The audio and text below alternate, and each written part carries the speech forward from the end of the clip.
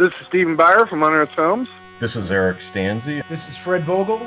This is Grandamit Stake. This is Scott Philip Gergens, director of 29 Needles, and you are experiencing Sadistic Cinema. Sadistic Cinema. Sadistic Cinema! This is Sadistic Cinema.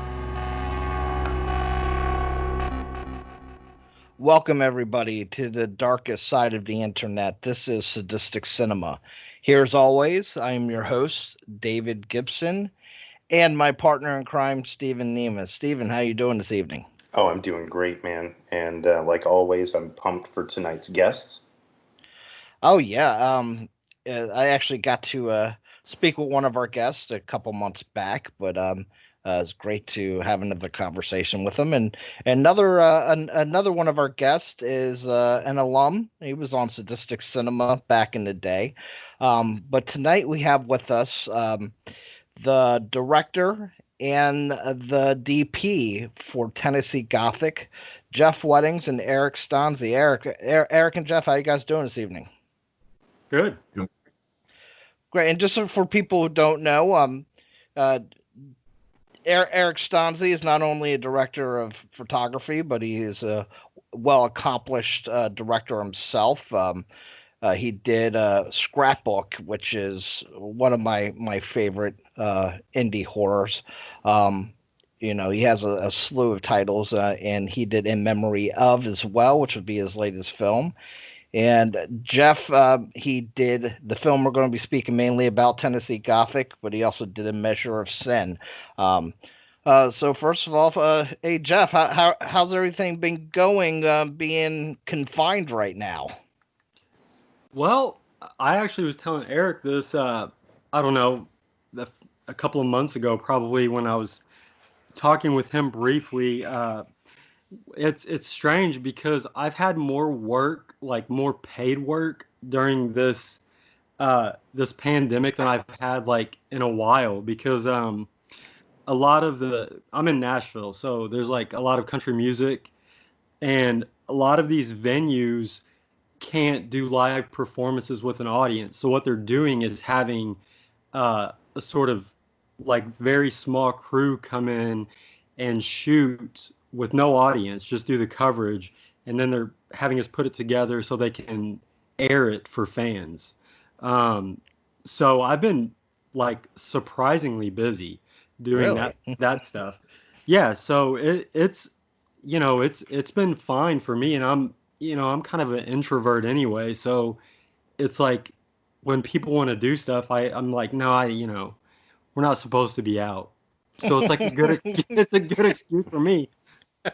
You don't have to make up any lies. Yeah, exactly. And Eric, you're there in St. Louis. How's everything been on the home front? Been good here, healthy so far, mostly staying in and following the guidelines, trying to stay safe. I had the opposite situation of Jeff. I get out onto sets doing a lot of different things in production, but most of my income comes from editing, and I was a little naive thinking, oh, everything's shutting down, but I'm an editor, and when I'm doing my job, I'm sitting at my Avid alone at home, and how could this pandemic and this lockdown affect me? I'll be fine. But then, of course, nobody's going out to shoot anything, so there's no footage to edit, so all of my edit jobs kind of dried up for a time being. But that's already starting to come back a little bit. I actually have an edit job starting in 3 or 4 days, so it's starting to crank back up again slowly. So that's a positive thing. Oh yeah, awesome. What type of work is editing? Is it like special features for release, or is it a narrative work, or what is it? Or can you even say?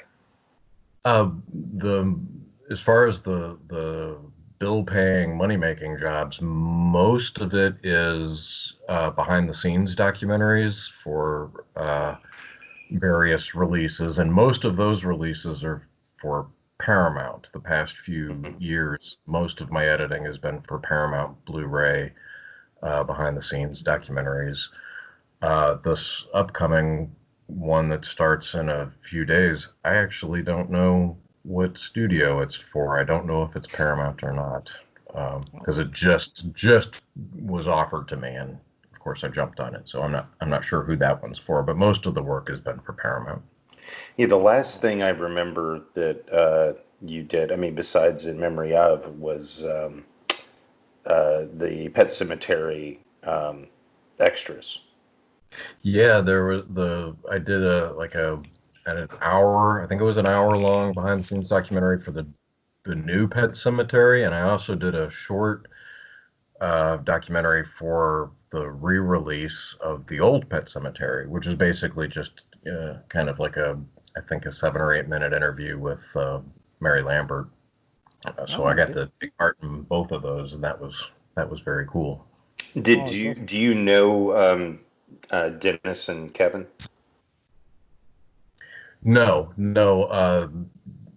When the work comes to me, it comes through a producer in LA who makes the arrangements with the studio. So I don't have a personal relationship with any of the people that we've done documentaries for.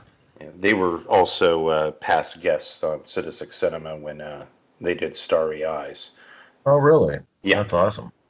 And it's so awesome seeing a lot of guests from Sadistic Cinema from 5-6 years ago doing these projects that are definitely reaching outside of the indie world that everybody else is getting in their houses, more mainstream audience.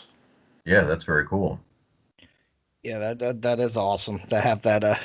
We talked to those guys back before all the fame and fortune, I guess. There you go.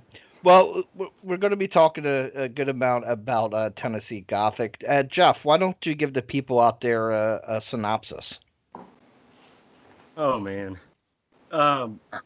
the film is about a farmer and his son that take in a girl who's been battered. They find her on a road and take her home and offer her shelter. And as time goes on, it starts to unravel that she's not exactly as innocent as they think she is, and a lot of sex, a lot of dark humor, and a decent bit of violence ensue. Yeah, I've told you before that I called it Porky's meets Succubus. one of my favorite descriptions. But it's funny. The first time I had a chance to see your film, I think I just put out a post looking for filmmakers to come on the show, and to tell you the truth, 8 times out of 10, I get some stuff that's terribly horrible that I sit through. But that, it's just part of the game. Sure. And when I saw this film, I was blown away. And you shot it on 16 millimeter. You and Eric, and me and Steven were talking about that earlier, because how clean it looks. Steven's a cinematographer, so he obviously knows much more about this stuff than I do. What was the decision like to go with 16 millimeter? Was that something always from the start, or I know you did your first film in 16 millimeter as well, right? Yeah, I've actually only shot my narrative stuff on film, and it's weird because when I made my first film, which was called Blind, it's no masterpiece, but at that point in time, there was sort of like the SOV world, like the shot on video world. Like when you talk about SOV films, which Eric has done, a phenomenal amount of, and extremely well, that's a lot different than the video today. Like movies that are being shot on the Alexa or the Red camera, those aren't classified as like shot on video movies. But during that period of time, like when Eric was making things like Scrapbook, and he had, because of the style of his films, like the format, I think, and Eric, you can stop me if I'm wrong, but the format was like lending itself to those stories that he was telling. I didn't have any ideas like that, and at that point in time, like, to make a quote unquote real movie that you were trying to get released, not was a lot to do with my naive perspective of filmmaking at the time, was you would have to shoot on film for it to be looked at as a real movie with real distributors. Of course, that's changed over time. But I just never stopped shooting on film. I fell in love with it, particularly 16 millimeter. I think 35 is so clean now that, it looks like the Alexa, and the Alexa looks like 35. It's like there's no real difference these days. But 16 millimeter always has had that sort of like patina and just quality about it that is unmistakable. And I love it. And, I was talking to Eric a lot about it when he was doing a memory of. I went and hung out for a couple of days, and I fell in love with Jackie's performance, and obviously I wanted to work with her on this. And Eric and I were just talking about like what he could do, and he came out because he has been around for so long. He did Ice from the Sun on Super 8, so he was familiar with film, and we just put together our gear that we both had and just shot it. Well, and me and Steven were talking about this again, is not many people are doing 16 millimeter, but after my first conversation with you, because when a lot of people think of 16 millimeter, they're thinking of that 70s-esque look. Right. That's the first thing, Texas Chainsaw Massacre, Sure. Things of that nature. And then Henry. I started doing, Henry. And then Sure. I started to do more research, and it's like, I love Aronofsky, and I didn't realize that he was shooting on 16 millimeter because it looks nothing like the 16 millimeter that we're used to. And even in the discussion with Steven, and Steven's like, this is so clean. It's a, it doesn't even look like what we think of 16 millimeter. And I was like, yeah, Mother was shot on 16 millimeter, and, Sure. and it looks like 35 millimeter. You Right. can't really tell a difference. Yeah, a lot of that, just has to do with the technological advances. I mean, the film stocks, like Texas Chainsaw Massacre, for example, I think they had like 25 ASA, which is like an extremely low. Like you need a lot of light for that kind of film stock, and so the dark stuff is really dark, and when they needed an exposure, they would just pump the light like crazy. I mean, the film stocks we have now are faster, the grain is tighter, and the scans for the most part are pristine. We had like that was one of the biggest hangups on Tennessee Gothic. I know Eric had to hear me bitch about it like over and over, but the lab kept fucking up our scans, like, and they just didn't look as good. They were dirty, because when you scan film, after it's developed, it needs to go through a cleaning process, and then it gets scanned. So I think a lot of the mentality behind 16 millimeter is, people are used to seeing like beat up prints of 16 millimeter or these older movies that were shot on it not very well. But yeah, I mean, if you have someone like Eric lighting your movie, you can get a negative that looks like what we ended up with. There was barely, I don't think I saw really any artifacts, at all when I was looking at it. So it was scanned well. It looked really good, and it was well lit, Eric. Yeah, we got a 2K scan of the negative, and like I again like terrorize these guys about wanting it to look pristine. I mean, and what I mean by that, I wanted Eric's work to be retained as precisely as possible. And when I think they scanned it 5 times by the time I was like, okay, this is the movie that we shot, Now, were you getting any dailies back at all? I know what the development would take over a week or so to get anything back. No way. I mean, we had to suffer for, do you remember, Eric, how long? It was something like 9 months before I saw a single image. Really? Yeah. That would kill me. I'm now used to immediate playback and then seeing some edits so soon, Yeah. Yeah, that would, especially with all the energy and resources and heart and soul you put into filmmaking, yeah, it'd be driving me nuts, dude. I would probably be certifiable in 9 months. Yeah. How many Well, cans did you guys shoot? we just talked about this, Eric. Do you remember? 55?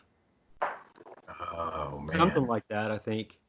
that sounds right. It's been I want to say it was like 55. So just using my basic math, we're talking about 10 grand just for the film and the processing, right? Man, we got lucky. So NFL Films, they used to shoot exclusively on 16 millimeter, and they were making the switch to digital. So they had a lot of film that they were unloading for, like, I want to say I paid $75 a can for it. And was the retail like $1.20 or so? Yeah, it's like, I think if you buy directly from Kodak, I think the stock we shot on is like $160 a can, and that's 11 minutes. Yeah. And then we got really lucky because the vice president of Kodak got in touch while we were shooting, and he sent us 5 extra cans for free. And then, of course, the lab that did the processing, it was you basically just go to them with your tail between your legs and say, we don't have any money. What kind of deal can you give us? That's what a lot of people I don't think understand, that don't shoot on film because they just write it off as being like not even a possibility. But if you approach a lab and you talk to them and you tell them what you're doing, a lot of times they'll work with you. Because they want people to continue to shoot on film, and they know that everybody can't spend their premium rates to get this stuff done.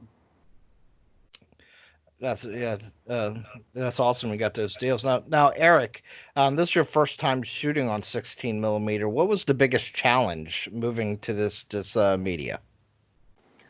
Having shot like Super 8 and not using, low-end amateur cameras, but, reasonably decent cameras for that. It's like, the basic building blocks were there. I understood the process. I knew how to read a light meter and all that kind of, the foundation. And then I remember discussing it with Jeff at the onset that it wasn't about, because Jeff has so much more experience shooting film in general than I do, and I brought that up to him, like, well, why do you want me to do this? And his answer was, I just like where you put your lights. Mm-hmm. And so I went into it with the attitude of, okay, I'll just take the basic building blocks that I know about shooting film, and then bring to that what I want to do with where I want to place the lights. And then, just lean on Jeff, and I leaned on my first assistant camera operator, Harry Walker, who has a lot of 16 millimeter film experience. Leaned on them for the kind of the technical nuts and bolts details, and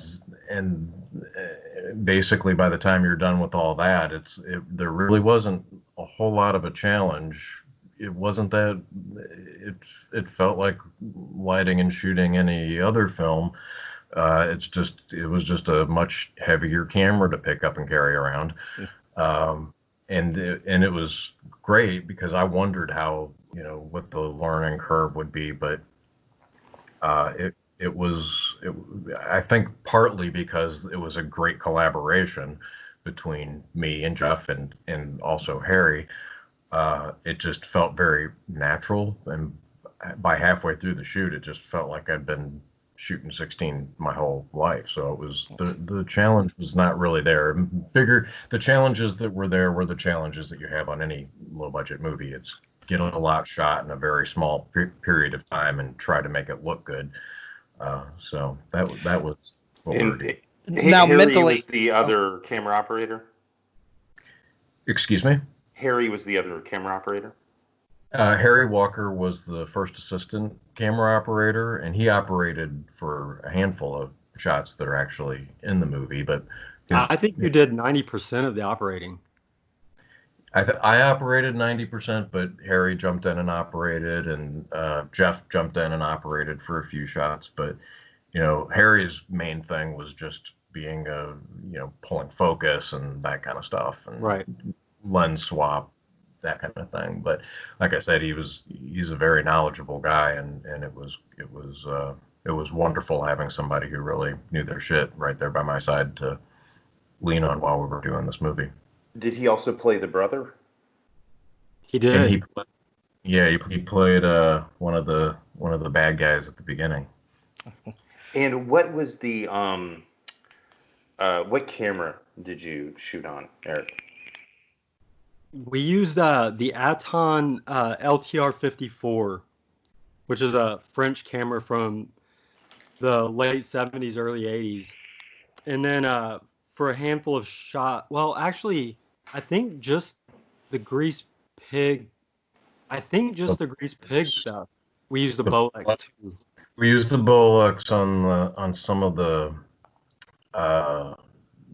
overcrank stuff that we did with like the sex scene on the stairs. Right. That's right. That's right. And then the chair, we used the Bolex for that. Well, and I have to say congratulations, Eric. You did you won the best cinematography from our local film festival, Crimson Screens, and I think it's well deserved because the film looks beautiful. Also, the film was up for Best Picture, and was it Best Director and Best Actress for Jackie? Yeah, we got shafted. Oh yeah, yeah. I was gonna call Tommy up and tell him he really dropped the ball on that one, but no. I was honestly, and I mean this too. My wife saw the winners come out, and she like ran in the room and was just like, she was like, Eric won, and I was like, that's awesome. But then I started seeing more and more pictures of everyone posting their statues, and I was like, that motherfucker like is sitting this thing on it, because they look really cool.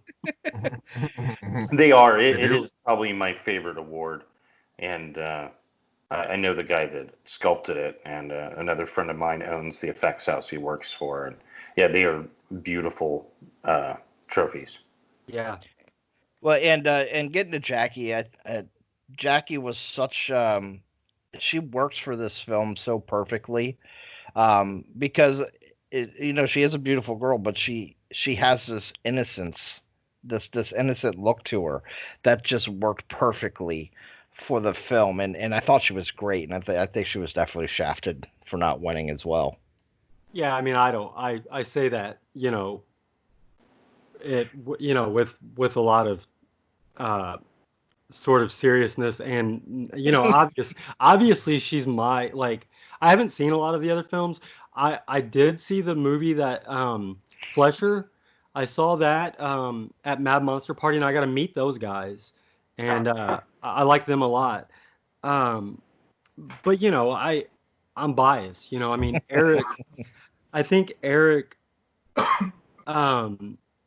You should talk a little bit about it, Eric. But I mean, Jackie.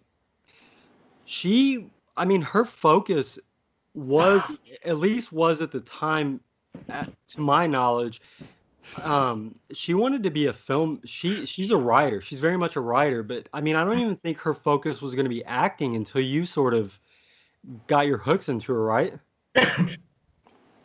Yeah, because she came aboard in memory of initially as a writer, and then was cast as the lead in memory of. And I think that kind of rekindled. I mean, she'd been acting for a long time, mostly in live theater, and then kind of maneuvered into writing.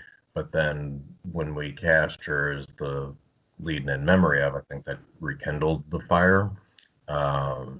So that's been her. She still writes, but the acting has been her focus since then. Sure. So how did it come about? I know you said you were on the set with in memory of, but how did it come together where you guys decided to collaborate on Tennessee Gothic? Well, I mean, just like a lot of people, I've been a fan of Eric's work for like a long time, I think the first thing I saw of his was Ice from the Sun, and then I sort of just would track down everything I could. Um, and I want to say, I mean, once social media really started taking off, I think I would see Eric on certain platforms. Like I think we were in the same Super 8 magazine one time, and I just reached out to him, I think, one day and said, I just made this movie called A Measure of the Sin. He was writing for FearNet at the time, and I said, I would love for you to watch this. I'm a big fan of your work. And he watched it and I think enjoyed it all right. And then we just sort of developed a... and when you sent it to me, you weren't asking for a FearNet review. I just remember liking the movie quite a bit and just deciding I'm going to give it a little bit of trumpeting on FearNet. Yeah, which was awesome. And then, I mean, from that point, we just sort of stayed in touch. And then we hadn't met in person, but we had, I think started talking on the phone and just had a mutual sort of admiration for what each other was doing. And then when he was making a memory of, he said, do you want to come and just hang out? And we met and had a great time, and I got to watch Jackie. You did more than hang out. You were the AD on the most complex stretch of shooting days on that movie, and he did a phenomenal job. It made my life a lot easier during a very chaotic stretch of shooting on that movie. So it was a little more than just hanging out. Yeah. Well, I think that really we got to meet in person, and our minds sort of gelled, and we were like, we have a good rapport. Like this can continue. And I had been looking for Sylvia at the time, and I remember watching Jackie do a scene. I think it was a scene where she has a telephone and she's just like wrecking DJ's face. And I remember looking at Katie and being like, because I had read the script for A Memory of, and it had some, and you guys have seen it, so you know that it has some requirements of an actress that, she had to do everything from violence to nudity to sex to just, and I just remember saying to Katie, like, that could be Sylvia. She had sort of like that Gene Seberg look about her, and so Eric shot this audition that was like a mini movie. Like he lit it and everything. You don't see auditions like the one that Eric did of Jackie's. And then, so we decided that she was going to do it. She said, yeah, she'd like to. And then that's when the conversation that we just had earlier started happening between Eric and myself. I mean, we were just talking about like what capacity he could come in and work on this thing. Cause I was just going to shoot it myself, but I only do that out of necessity, so to have Eric come in with his knowledge and just do that job was awesome. I mean, it was just, it was a dream shoot. Like we had very little bristling at all. She definitely has a Gene Seberg look. And maybe that's what I thought always looked familiar about Jackie, but now that you've said that, and I mean, it's just so obvious, and I am a big fan of Breathless. So. Oh yeah, yeah. I mean, she did like Saint Joan, and I have this like huge fascination with Joan of Arc, and that was her. I think it was her first role. Her feature. And so it was weird because when I adapted the story, I never pictured her with short hair. I never pictured her like Jackie looks. But as soon as, it was one of those things that as soon as I met her, that was the first time I met her, it was on In Memory of, it just sort of snapped like, this is what she should be like, and then then Jackie just came in and had her own take on the character, which was like way better than I could have ever imagined, because that was the most difficult thing about the movie for me, was like balancing the tone. She has to have all these little dimensions to her. I remember Jackie saying to me one point during the shoot, she was like, all these guys have all these like hilarious lines, you know, and I just have all this like straight stuff. And I'm like, but it's your like the way if you look at her reactions to these guys, that's what makes a lot of these scenes so funny. Oh, I love the scene where she's looking at top of the barn while Pa and son are fighting. You know, it's like the movie would never exist if she would have ended up on some other farm. But she ended up on this farm with these idiots, and this is the story that happened. You know, I mean, that's what's interesting to me, is to see her response to, you know, they're the easiest prey she could ever ask for. Well, and I think it's a little serendipity that you did end up with Eric on set there, because Jackie's role, you had to find the right person, because you had to find somebody who's fearless, sure, and can act at the same time, right? Because that would have been, I would think that'd be such a hard role to cast for if it didn't have that connection.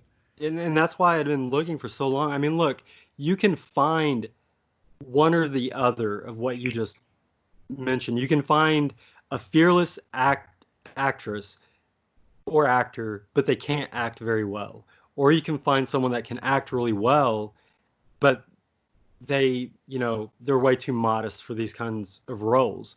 And again, when I saw Jackie performing, I was like, you know, she could just kill this role, and she's brave, and she doesn't, you know, she's got all of this this creative talent, like we mentioned before. I mean, she's got a filmmaker's mind, and she just happens to be an extremely talented actress. So when you have a filmmaker's mind, you know what the story requires, you know. And that was one of the big things, was with all the sex that's in Tennessee Gothic. Like I still tried to make it where it wasn't gratuitous. Well, I think I've said to you before that even with all the sex and the nudity, it does not feel sleazy. Right. Which, not, you know, I like a lot of sleazy films. There's nothing wrong with that, but your film, it just doesn't feel sleazy. It feels natural, and I think that has a lot to do with Jackie's charisma too. She's just not a pretty face. Like the way she carries herself and her charisma makes that character a lot more powerful, and it doesn't just seem like she's there to show her tits. Right. And I knew that if we could nail the relationship between Jackie and Ryan, Sylvia and Caleb, if we could nail the emotional aspect of that, like the connection there, I knew that if that happened, then that would exonerate us from being sleazy. And I think their chemistry was so powerful and so believable, that we were freed of it becoming a sleazy movie. And I wanted it to be sexy. I wanted it to be funny. I wanted it to be dark. I wanted it to be all these things. But and I love sleaze. But I wanted it to be more than that. I wanted it to have more character dimension than just, you know, people walking around with no clothes on. Well, I actually did Jason Cook's show. He does a YouTube show. He's a director as well, and I really enjoy his films. And we were talking about how the PC culture is affecting artists now. And I actually brought you up because we talked about this, because your film, depending on which way you want to look at it, some people might say it's misogynistic. I think it plays on both sexes, so I don't see it misogynistic. But you know, I just brought up how when I asked you about that, you're like, pretty much fuck them. If they don't like it, they don't like seriously, it. So if people look at the film as being misogynistic, then they can go fuck themselves. I mean, the entire, anyone that can't see that the guys are the victims and she's the predator, I mean, it's just such a stupid assessment of the story. It's almost symbiotic. It's a symbiotic manipulation going on, and they're the ones who end up being the ones totally manipulated in the situation. Yeah, I mean, again, I don't want to. I know we talked a lot about that like crazy review the last time, and it was Yeah. like I didn't even like I couldn't even understand it. Look, I can take a beating. I like getting spanked in a review if it's valid, you know. But these things, you know, they're just unfounded, and I don't know. Eric is the one who. I mean, I can't imagine the stuff you've read about probably Scrapbook. You got. Yeah, about Scrapbook. And specifically to Tennessee Gothic, I don't understand the complaint because it's like, if anything, it makes Tennessee Gothic kind of makes dudes look like doofuses. Sure. Yeah. It's a very girl power, you know, the lady is in charge in that movie. Yes. And I don't understand why people are up in arms about it. If anything, it makes, you know, the males look really dumb. And even the hero in the end is a woman as well. And that's correct. Yeah.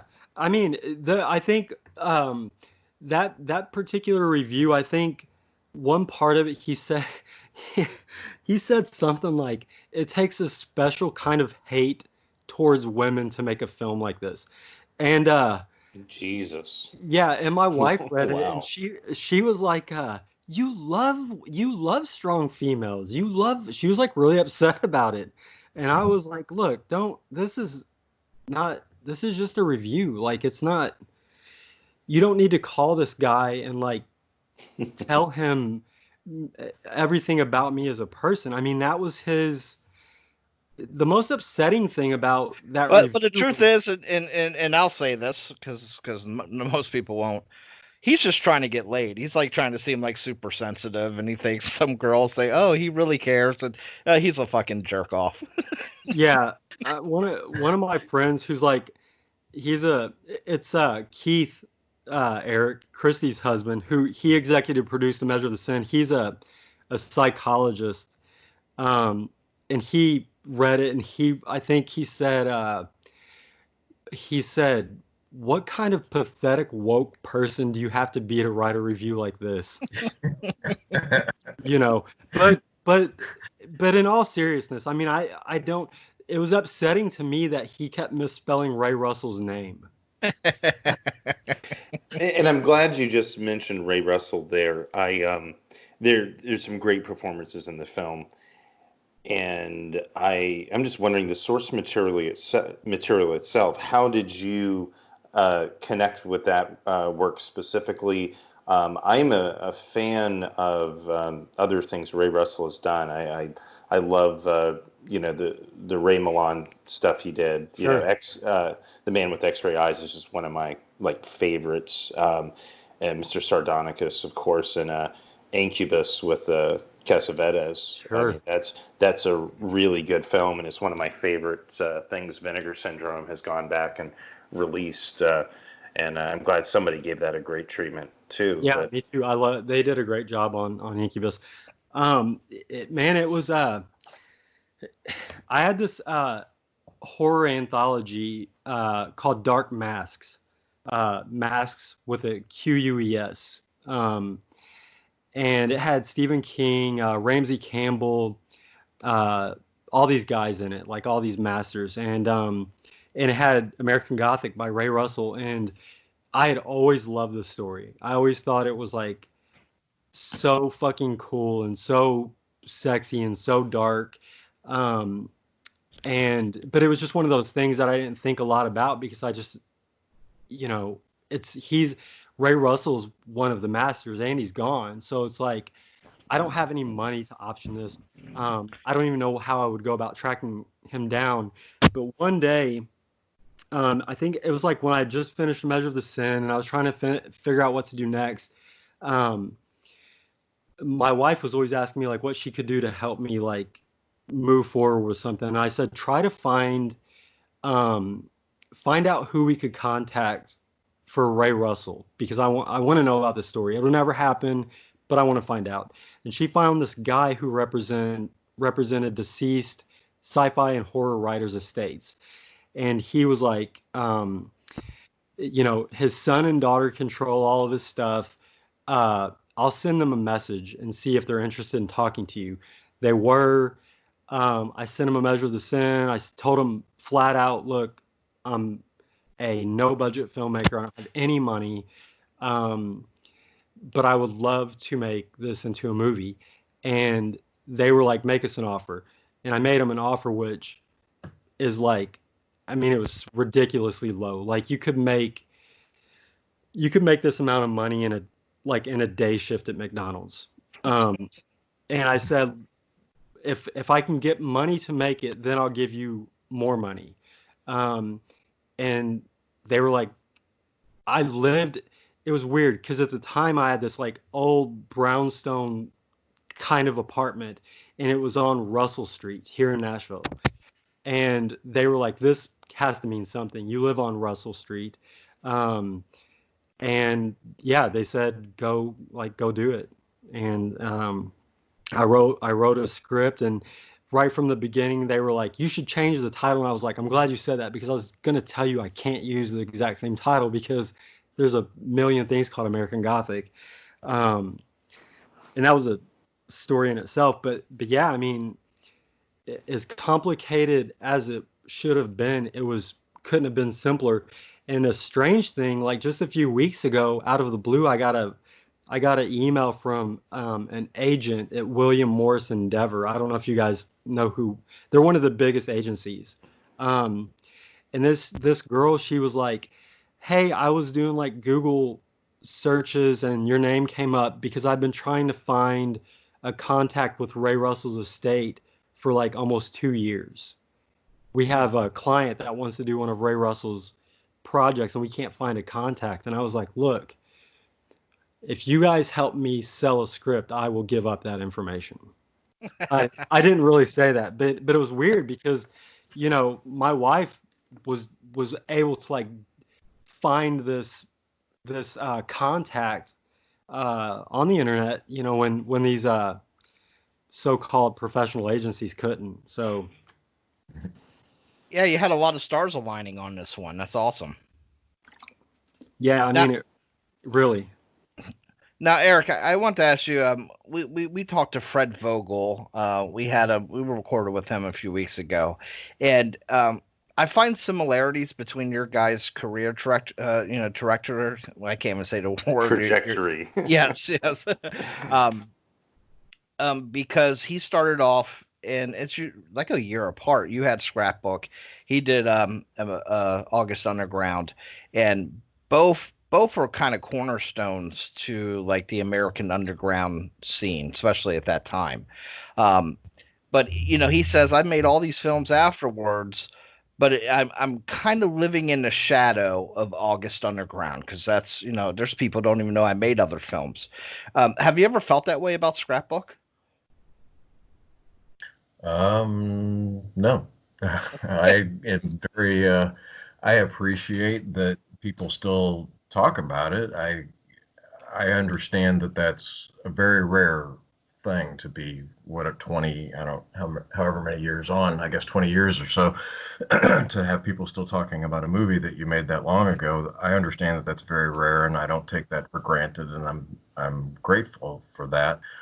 And I might, you know, and maybe I would think about Scrapbook in a different light if I just kind of made one or two movies after that and then stopped, and then 20 years later people still were asking about Scrapbook. But I chose to build on that and explore and make more movies and just keep at it and allow things to you know, just keep moving forward and evolving all the way up to and including very positive experiences like working on Tennessee Gothic. And because you keep working and because there's more and more stuff out there, there's more stuff for people to talk about. So it's, you know, a lot of people will bring up Scrapbook a lot to me, but you know, there have been times where I'll meet people who say, oh, Ice from the Sun's my favorite movie of yours. And then later on, somebody will say, oh, Deadwood Park's my favorite movie of yours. And, you know, that you do a bunch of different movies that have different styles or different kinds of movies, and you connect with different people. And then a lot of people start talking to you about a lot of things. And I'm appreciating the fact that Tennessee Gothic is getting this attention, and this is a cool thing for me. I mean, I'm very grateful that I got into a situation where I was so heavily involved in someone else's movie, and it was somebody like Jeff who has the tenacity to see it through to the end and make it as good as it can possibly be. You know, like his story of sending the the footage to be scanned 5 times until they got it right. You know, that kind of somebody who's willing to kind of kill themselves to make the movie as good as possible. That's the kind of person I want to be working with. And I get that all of my experiences and all of my movies leading up to In Memory of got me to the point where I got to work with Jeff and be a part of this movie. But now I get to have this other cool experience where we're not talking about a movie that I directed. We're talking about Jeff's movie, and I get to participate in that and feel proud of the work that we did together. And you know, there's so many. I've been doing this for a long time, and there's so many aspects to this, and so many people that I've worked with, and so many different experiences that it all kind of Scrapbook then kind of fades back and just becomes one of the puzzle pieces. Yeah, and I love Scrapbook, but the same thing with Fred Vogel. We've watched your skill get so much better through other films. But you know, sometimes the extreme stuff is, I guess, maybe the gateway. Maybe that opens up people's worlds to Eric Stanze's other films, maybe. But watching your progression and how much better you've gotten over the years is quite a treat. But between your and Jeff's situation on set, how did you guys work off of each other? Eric, were you setting up most of the shots, or was it like just totally collaborative the whole time? I think we started off in the best possible way on 2 opposite ends of the spectrum, because I think when we started this thing, my attitude was my job is to get in there and deliver what Jeff wants. And Jeff was telling me, Eric, I want you to take the cinematography and make it your own.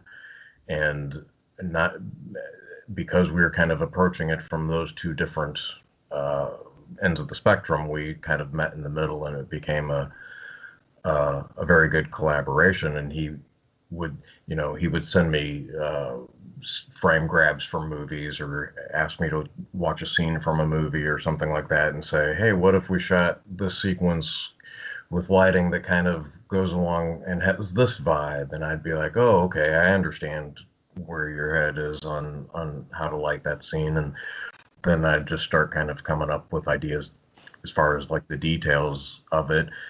And then, you know, I think every night Jeff and I would sit down and just talk about the coverage for the next day.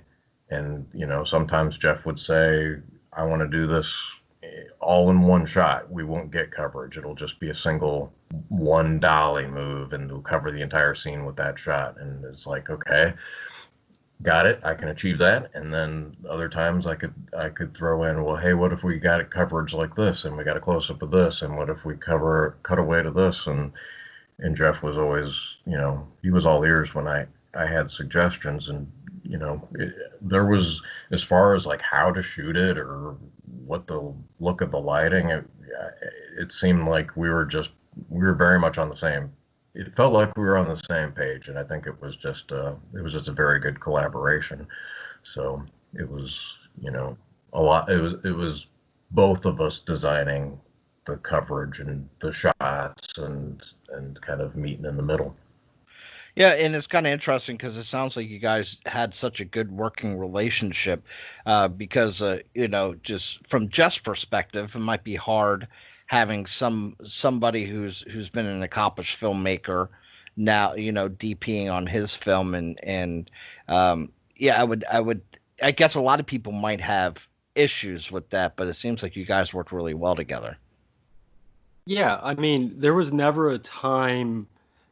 Again, I mean, by the time we shot one frame on Tennessee Gothic, I had already been talking with Eric and getting to know him for several years before. So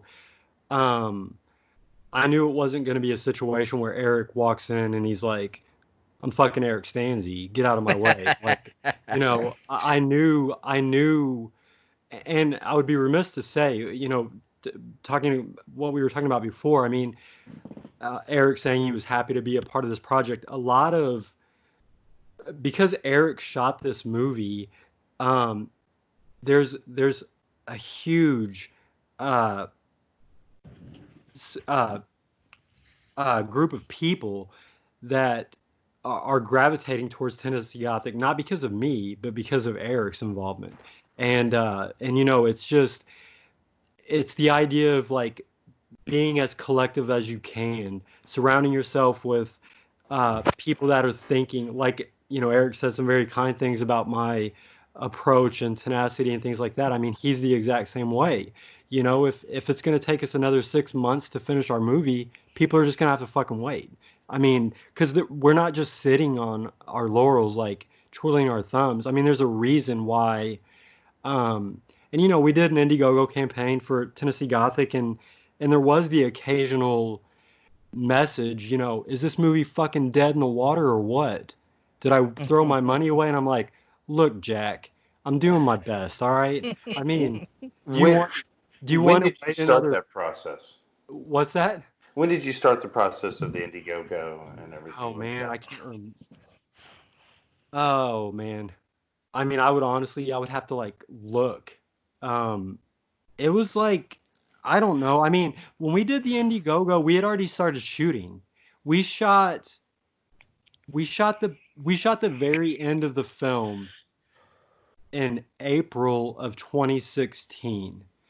And then we did our Indiegogo shortly after. And then we shot the bulk of the movie in, was it June or July? June or July. We shot the bulk of the movie in June or July. So between April and July, I believe, is when we did the Indiegogo. And it took probably 3 years from the point we shot to like us having Blu-rays. And again, 9 months of that was me waiting on the lab to get it right. I spent probably a year alone on just the sound. The sound was like really important for me to get right. We had some kind of a ghost because our bulbs, I've never blown bulbs on a set like we blew movie light bulbs. And I've never had like as many sound recorders just not work properly. There were some weird things happening, but all that to say, I mean, it took a while, you know, it took a while for me to pull myself up to my desk one day and watch it from beginning to end and say, this is starting to feel like the movie that it's supposed to be. And, you know, I can remember sending Eric messages and Jackie messages and saying they would never ask, which was awesome. But I remember just sending them messages saying, guys, thank you for being patient. I'm doing my best, you know. But, you know, and that was, again, Eric and I have one goal when we were together on that set, and it was, you know, when you're shooting on 16 millimeter, there is no, let's shoot this, we may or may not use it. There is none of that. There is like, we need to talk about the scene and what the scene needs. And that's what we have to, that's all we can shoot. You know, I mean, it's not like we can shoot 30 takes of 7 different angles, you know, and like Eric said, there were some times where the scene worked perfectly fine in a oneer. And that's what having the years of experience that Eric brings to the table, you know, there's a certain shorthand that goes with that, you know. You can just say a few words and you know what each other, you know what you're thinking. So now, did you have to go through a lot of rehearsal for this film? Yeah, we did a lot of rehearsals.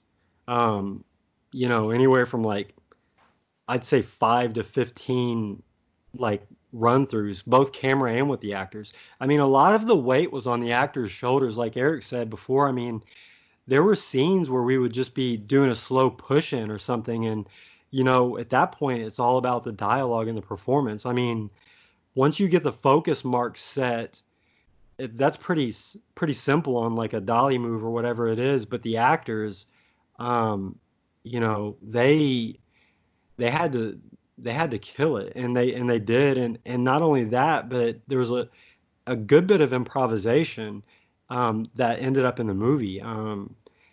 So, you know, it was always about rehearse. Like, this is exactly how the shot has to go down, and we would do it like a number of times, and then it's like, okay, we're turning the camera on this time, and that, you know, that's kind of how we did it. What was the biggest lesson that you learned, either about yourself, your filmmaking prowess through this film? What was your biggest takeaway career-wise?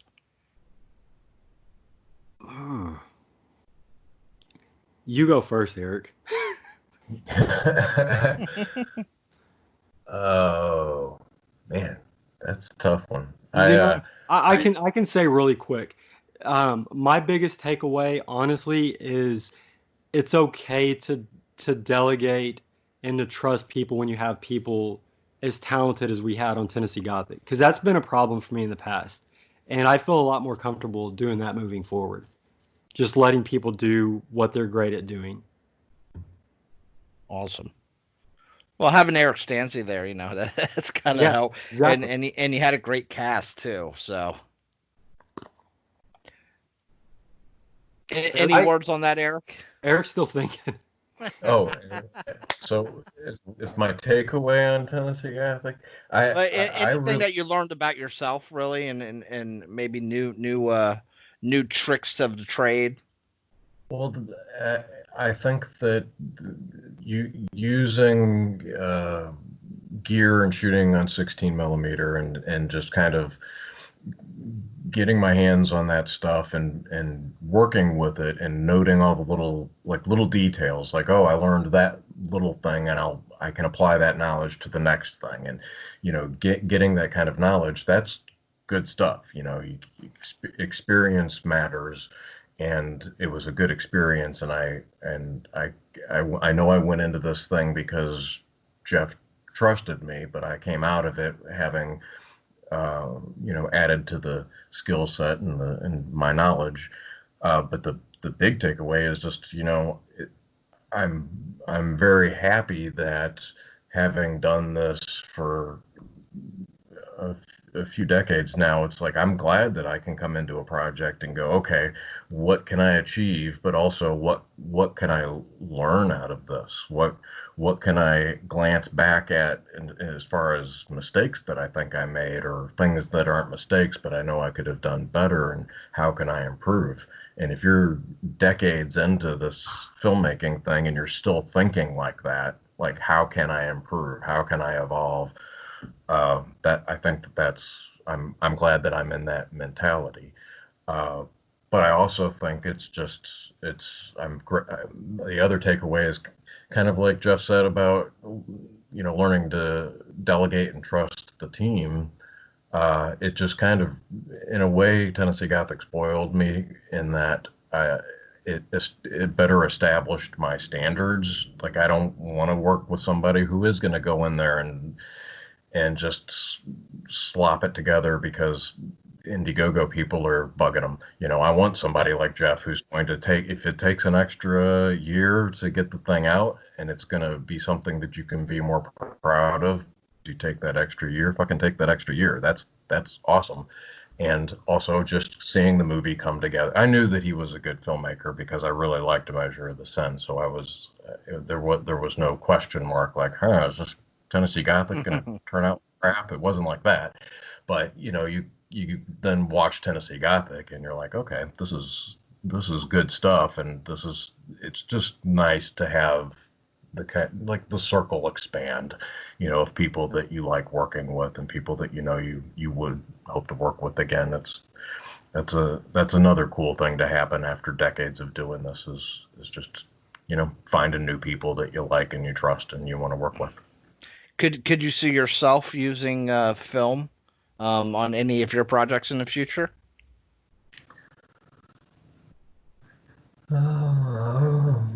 I would always consider that.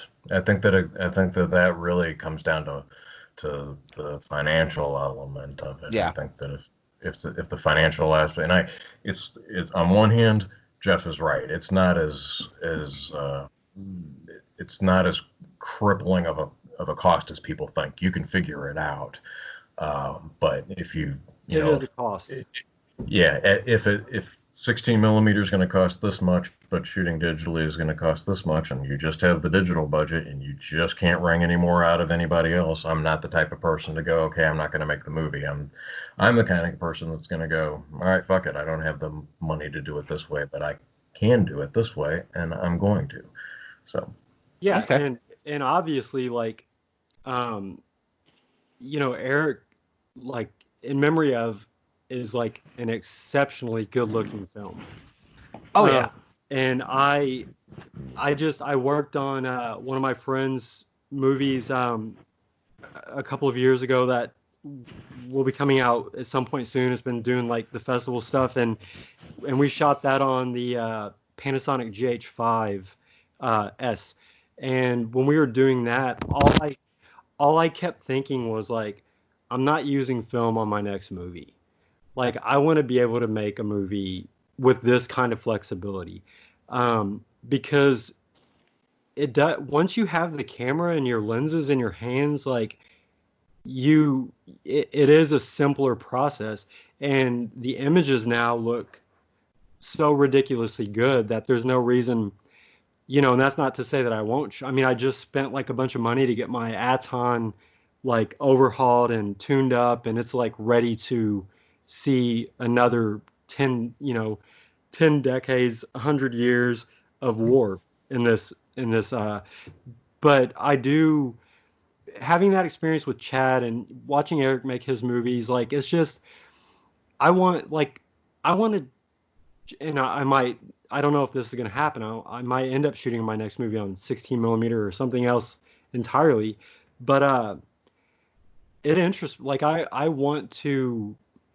just go off and do something and not have to worry about the labs and not have to worry about, begging someone for 50 cans of film or whatever. And that's, again, it is like Eric said, I mean, film isn't as expensive as people think it is, but it still costs more money than if you have a DSLR or, a red camera or whatever. Because you're just shooting straight to a drive and that's it. Yeah, you might, hey, 5,000, you can buy a couple good gore effects or something like that. So I guess you have to balance that out in your mind some way. Right. Now, are you working on anything currently with all this extra time? Well, you've been working a lot, but is it any scripts being written, anything, any narratives coming about? I mean, my answer is short. I have like 5 different notepads that are like 5 different maybes that I'm just kind of like doing outlines to see how far I can get and what I like the most and what is working. And I'm still in that sort of figuring out phase. You working on anything right now, Eric? Yes. Yes. But the team here has Jeff knows about it. He knows what's up. But the team here has we have taken an oath of silence, and we are not allowed to divulge any details at this point. Okay, I can respect that. But I also think this is the first time that in public I've actually divulged that we've been working on something. So I just can't go into detail yet because we're planning and saving and there'll be information in the the Is it a wicked pixel project? Answer, it's what? Is it a wicked pixel project? Yes. Okay. I like the pauses before, like, can I say this? Yes. That's awesome. Sadistic Cinema. This is the real deal. We ask those hard questions. I know, this is grueling. The other like, and Eric has, much more years on me at doing this. But even in the period of time I've been doing this, it's not even that we don't like we're trying to, or me anyway, like I'm trying to keep a secret. It's just that a lot of the times what you might talk about doesn't end up working out. And Well, so Guillermo del Toro, he I think he said it best. He's like, I've written 25 scripts. I got like 12 of them green-lighted, and you end up making 5 films. Right. So the natural state of a filmmaker is not making film. Right. Yeah, and the time it takes to get these things made, especially on this budget level, like there are many reasons why you just decide to abandon, whether it be like money or your interests change. Like, I look at A Measure of the Sin, for example, and I'm very proud of that movie, but it's like that's only a movie I could have made at that point in my life, that way. And so, like Eric said, when people ask about Scrapbook, for me, it's always been Ice from the Sun. It's like I just Scrapbook is obviously a one of a kind, unique film, but Ice from the Sun to me, like I remember the first time I turned it on and I saw the opening title sequence, and it was so bananas. I was like, this motherfucker is crazy, and like I loved everything about Ice from the Sun. Now, when you sit down and watch it, Eric, he's able to like pick that thing apart and be like, this is terrible, and whatever. And he's talked about like getting it rescanned, and which would be awesome to see that movie rescanned and put back together. That would take a lot of time, but for someone like me, I would want that original version to be included, because that is Ice from the Sun to me. That movie that I first experienced in that standard definition, whatever, 3-blade transfer or whatever they had at the time, I don't remember. But they're time capsules for us in a way. A thought that we might have today, if we can't get it going in a certain period of time, we could fall out in love with it or whatever. So it's hard sometimes to talk about, Yeah. Oh, definitely. Now, what Tennessee Gothic is, anything hit the cutting room floor that maybe would be interested to fans, maybe in the future, any director's cut, anything like that? Because 55 cans, that's 555 minutes or so. Is there still some good stuff out there? Yeah, I mean, if you do the math on that, that's still like a ridiculously low ratio. I mean, most of the stuff, I put a few outtakes on the Blu-ray. Yeah. As far as deleted scenes go,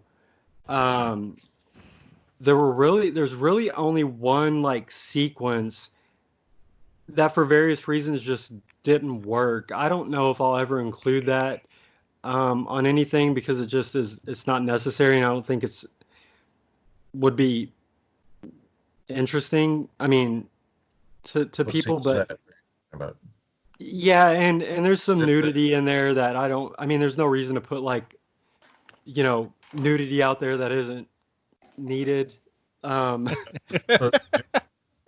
that the scene? Are you talking about the scene shortly after the attack, like when, like? Yeah, there's a scene. I'll describe it to you guys. That way, everyone can have it in their imagination. But so there's a scene with Jackie in the bathtub where she sort of has this.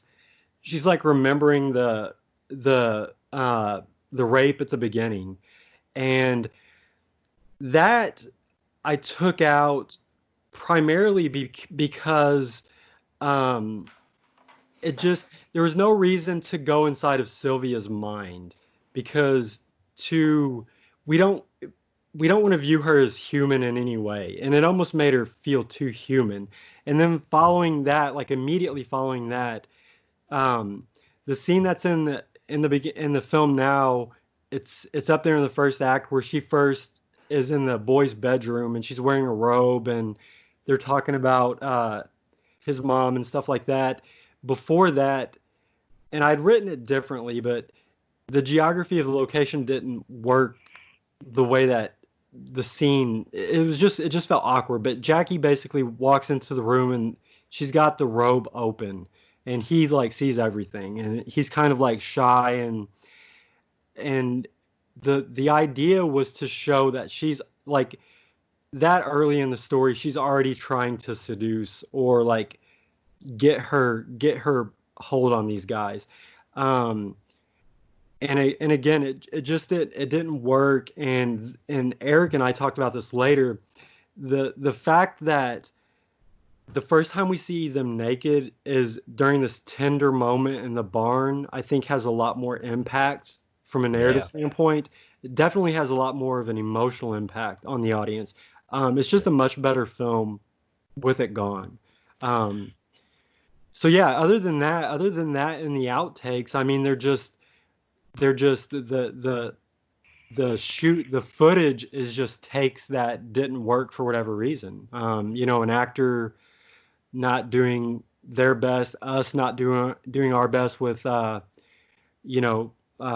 focus or movement or any technical problem that we might have, a bulb going out, or whatever.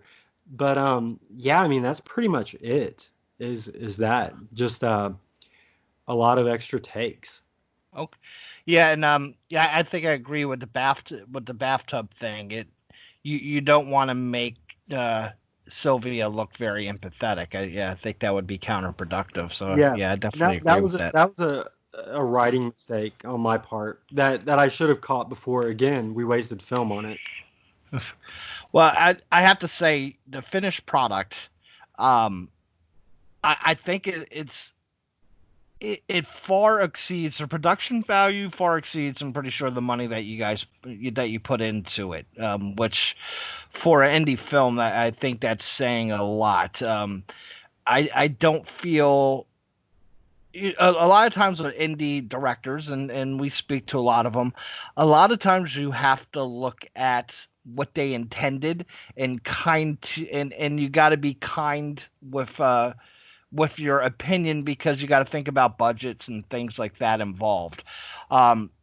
With your film, I never feel that way. I feel that it's just a really, really strong film, and I don't have to make concessions in my mind to say, if he had another 20 grand, would this be much better? I think the film, I think you hit your mark. Oh, I appreciate that very much. I mean, the fundamentals, I worked really hard on the script, and that's where it starts. And of course, Ray Russell's foundation is what propels the film. And we got really lucky that the location already provided us like a ton of production value, the vistas, and then it's just Eric coming in there with his eye and his lights and putting him in the right place, and then just having the actors do what they did. I mean, and that's, if I know what you're saying, but when I set out to make this movie, in my mind, it was, we need to make this look like it cost $500,000. Like that was my goal. Like, I never was like, this looks pretty good for this budget of a movie. That was never in my mind. It was always, this needs to play with movies that cost a lot more than it really costs. And I think you accomplished that. I think you really did. Well, thank you very much. Yeah, I agree with that too. And the way David's saying that, sometimes you do run into films you feel the opposite about, that you have to give it that crutch, because of, you're thinking about budget or something. But I think that what you did, and that, maximizing the production value, it's not only something that's great when it happens. I think at our level of what we work with here, it's essential. Right. Because you don't want to make something that, people are looking at and be like, well, okay, I'll forgive it, because I know this guy and stuff. Like, we love cinema and we want something. I mean, you definitely want to have suspension of disbelief. I want someone to get lost in my story, and I love it when I get lost in somebody else's story, and I just sit back and I'm just cool with the journey wherever it's going, Right. because I get engaged with the story. And yeah, you definitely accomplish that on the production value there.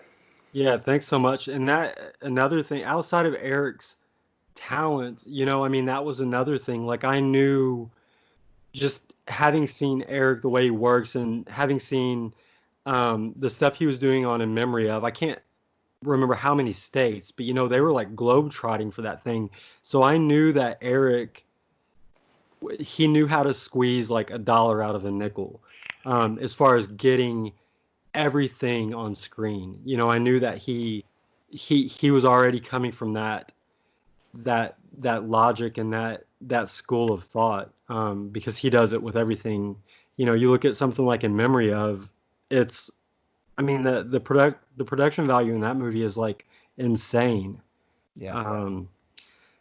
The scope feels pretty big on it. Yeah. When you're watching it, it just feels like it's this big world. And I love that. When it's bigger than the frame that Sure. you're seeing. And yeah, again, the cast is strong. I really love the Reverend character. And I think the comedy worked. I think the timing was really done well. So yeah, and I've told you how much I enjoy your film, but I just want more eyes to get on it, because I think you really deserve to have a lot of people see this. We appreciate it. Eric's got a Jackie Kelly killer combo that you guys can, all of the listeners can go scoop up and get a double dose of Jackie Kelly. Oh yeah. But all the signatures and everything on there, I think I saw. Yeah, you still have those, don't you? You still have some of those, right, Eric? Of course, wikipixel.com. There you go. Hey, go check them out, and go pick up the whole catalog. We're really, me and Steven are both collectors, so we're very big on physical media, but also the flip side of that is that's how you support indie artists. You can see a lot of these films streaming, but we know the streaming services don't pay anybody anything. So go get the physical media, and give them your website, Jeff. Yeah, ours is Gypsy Root Productions / shop. I mean, if you go to gypsyrootproductions.com, you'll see a shop or a store button, and you can go. We have Blu-rays and T-shirts and some of A Measure of the Sin and Blind, and there's like other stuff on there. Like I don't even remember what else. Posters.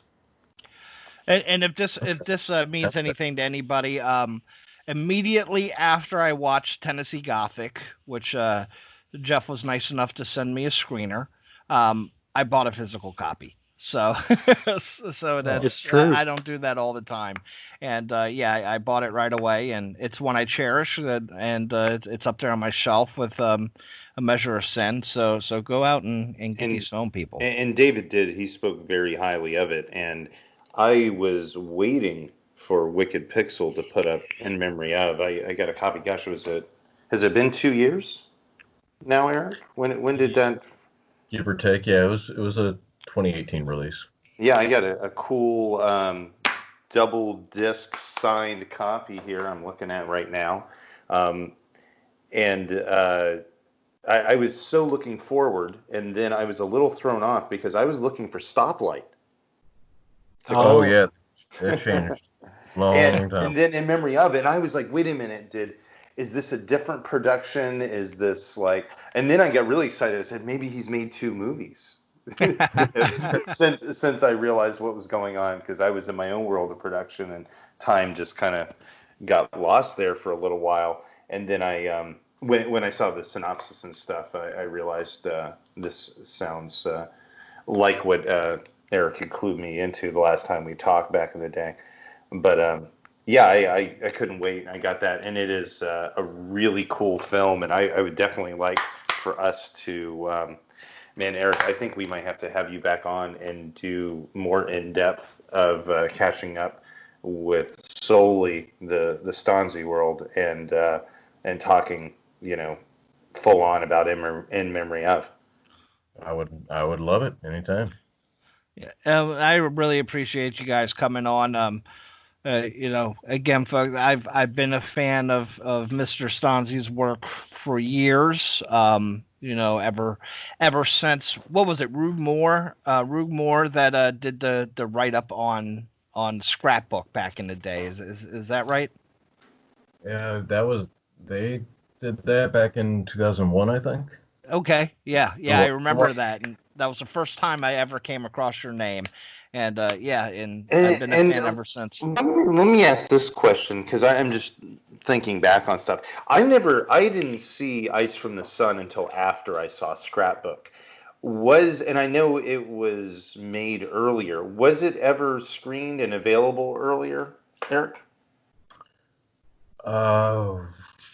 I mean, basically both of those movies, Ice from the Sun and Scrapbook, were released the same year. They were both actually released in 1999. A lot of I see 2000 or 2001 for Scrapbook here and there, but in reality, both of them came out the same year. And I think Ice was screening at some film festivals here and there just before release, but it was a deal where I'm trying to remember how it was a long time ago, so I can't remember the exact chain of events, but they were both out. They were both completed around the same time. We completed Scrapbook much more quickly because it was just a smaller movie, and I had the one. That's 1999 was the only year of my life where I was able to put out 2 feature films in 1 year. Awesome. And they were powerful, man. Well, thank you. And I hear people talk about Ice from the Sun, and that definitely was a favorite of mine too. But Scrapbook really is. I see it mentioned in film discussion groups. I would say once a week, a couple times a week, still, like constantly. Yeah, I see a bunch of really 25-year-olds. Like, look what I found. Like, yeah, you were like 4 when this came out, buddy, and it's still it's going on to the next generation, and I just see that as being totally awesome. Wow, that's cool to think about. I'll show you. Can you guys see me? Yeah. Yes. I'll show you. Hang on. Give me 1 sec. Is this where we get more nudity? This is one of my. I was lucky enough to get one of these. Oh, is that the Vulture Oh, VHS? yeah. Oh, that's awesome. There were only 50 of them. Oh my god. Yeah, that was oh god, who But I love can't this thing. remember. Is that Jason West's company? Yeah, No. yeah, Jason West. But Yeah. I didn't. I Yeah, missed. that was Vulture. I missed Ice from the Sun, and I've tried to find it. It pops up on eBay from time to time, and it's like ridiculous. Like you could, if you were getting the money from the scalpers, Eric, you could retire. Back it up a little bit closer to you, because I think it's like locking on you because you have that blur feature on in your background. Oh, I do? Yeah. Just hold it up and just like put it Right closer to closer to you, like beside your face. Get closer. How do I turn that feature off? You hover over the camera icon and it'll let you choose a background effect. So I think it's. Oh yeah, okay, I see it. I just turned it off. Yeah, Yeah, that's there we go. Oh, it's beautiful. Signed. Number 18 of 50. So you can actually produce your next film if you just throw that on eBay. Yeah, just sell it. I knew, understand. I knew that was a Nightmare on Elm Street behind you. Even blurred, I could tell that, but I could not tell that was Serpent in the Rainbow. Yeah. Is that also? Oh, American Werewolf. Great. Yep. Classic. Yeah. This tape is awesome looking too. Nice. Oh, man, wow. you got the Maxwell. That's awesome. Do you have one of these, Eric? I believe I do, but I don't think I've looked at the cassette itself inside the case since it was sent to me upon release. Yeah, it's awesome. I don't know what I was doing. I slept on the ice from the sun somehow. But yeah, I'm happy that I have this. Well, man, I really appreciate you guys taking your time to come and talk with us. Anything you wanted to touch on, Stephen, before we go? No, man. I mean, we could, we definitely need to get to schedule Eric on again later after we get a few of our guests out the way and then get this a few episodes out this season. Because I definitely want to have a dedicated in memory of conversation, but that could be an hour and a half in itself. Yes, and it'd go through the whole filmography. It'd be fun. But yeah, I appreciate it again, guys. And yeah, go ahead and give your websites again so people can go purchase some physical media. Go ahead, Eric. Ours is wickedpixel.com. Awesome. Ours And you can get the pretty much everything there right now, or is there anything out of print? I think you can get everything there right now, and like Jeff mentioned, we've got like a deal going where you can pick up both In Memory Of and Tennessee Gothic at save a few bucks, get a few extra autographs on the movies and a few extra bonus goodies thrown in. It's a pretty sweet deal. So yeah, if you go to wickedpixel.com, just go to the store tab and everything will be right there in front of your face. Awesome. Yep. Go ahead, Jeff. Oh, ours is gypsyrootproductions.com. And I know you have Measure of Sin, you have some merch, you have Tennessee Gothic, and Measure of Sin, Blind, Tennessee Gothic, T-shirts, posters, enamel pins, soundtrack too. Magnets. Isn't the soundtrack still on there, or is that sold out? Yes, that's right. We have only a few left of the it's a Tennessee Gothic 10-inch record. Oh, sweet. Awesome. Nice. And do you still have the pinup posters of Jackie? We never had any pinup posters, but we have little magnets. Oh, that's correct. It was the magnet. But the inside of the Blu-ray is like a centerfold, and Eric took all those like months before we shot. Awesome. What was the name of that magazine again? I just saw it and I can't remember now. Electric Siren of the Month. That's right. Awesome. Thanks again, guys. And thank you guys so much. And Thank you. And folks, you can reach us in our Facebook group, the Sadistic Cinema Community. Also our fan page. We are on Twitter, sadistic_cinema. Any filmmakers interested in coming and discuss their films, just email us at sadisticcinema@gmail.com. And Steven, you wanted to say anything before we go? No, man. I think we covered it. We're chock full of content in this episode. Yes, awesome, man. Well, thank you, everybody. Steven, always great to put another show in the can. And listen out for our next episode. This is Sadistic Cinema. Have a great night.